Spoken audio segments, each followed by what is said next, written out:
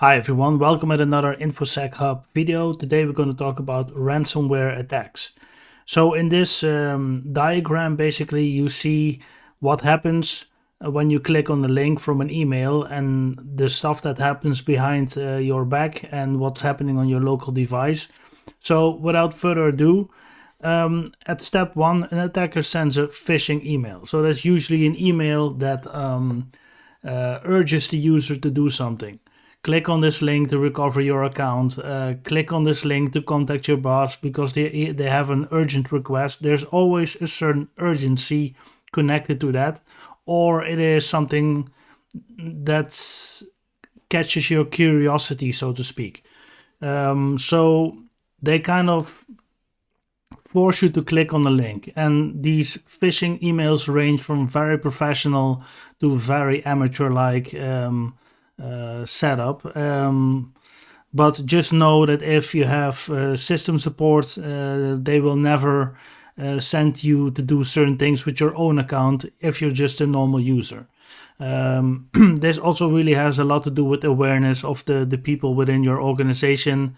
And after a while, you can really spot them, I would say, quite easily, phishing emails. So what happens if a user does click on the link? So the email is sent, the user clicks on the link in that email, and then malware unpacks and executes on the user device. So in the background, a lot of stuff happens that the user is not aware of. You don't see it. Your computer is not doing weird or strange things, but something happens in the background. A program is installed and it is executed. And this program then connects to a control server, command and control server, CNC. So this program connects to this server and downloads this public key over the Tor network. So it's not really easy to determine who's behind this. So this public key is later for the encryption. You have a private key and a public key. When you know something about cryptography, I think we covered this on this channel. And basically the malware is now connecting to the server, and the server can be controlled by the attacker, basically command and control. So the public key is downloaded, and then the files of the user get encrypted, and the user gets this ransomware screen. So you've been hacked, all your files have been encrypted.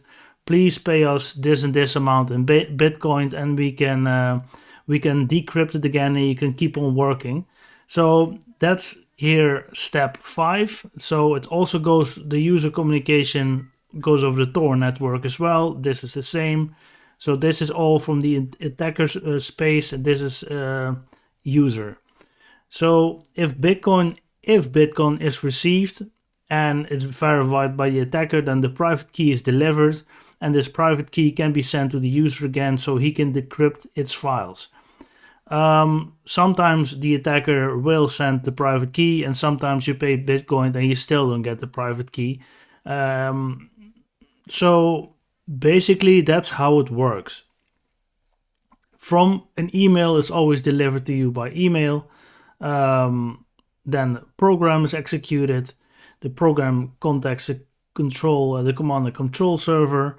The public key is very important because when it's here in contact, then you can from here on encrypt all the data, all the files here. So that's also why it's very important to mitigate this is by working in the cloud, for instance. Don't have anything stored locally on your device too long.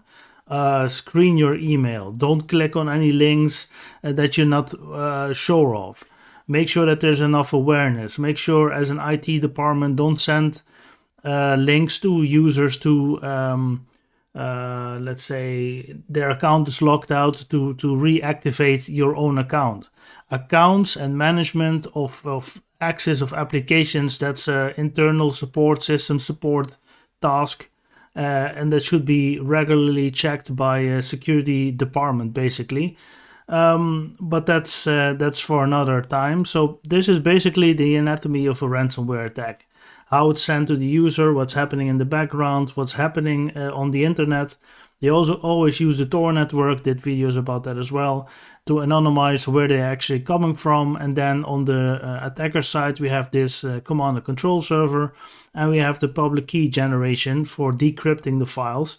And then it's always money driven most of the time. Not a lot of people do this for egos or anything, because it's the lowest hanging fruit basically in the hacker space you can go at, but that's my opinion. So bitcoins, it's always bitcoins, because they are also not able to see where you actually send it to. It go to an anonymous bitcoin wallet that's managed by the attacker.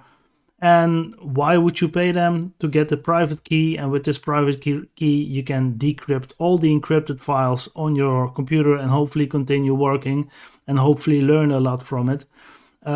If you want to mitigate this, just don't store a lot of the stuff that you don't want to lose on your local device.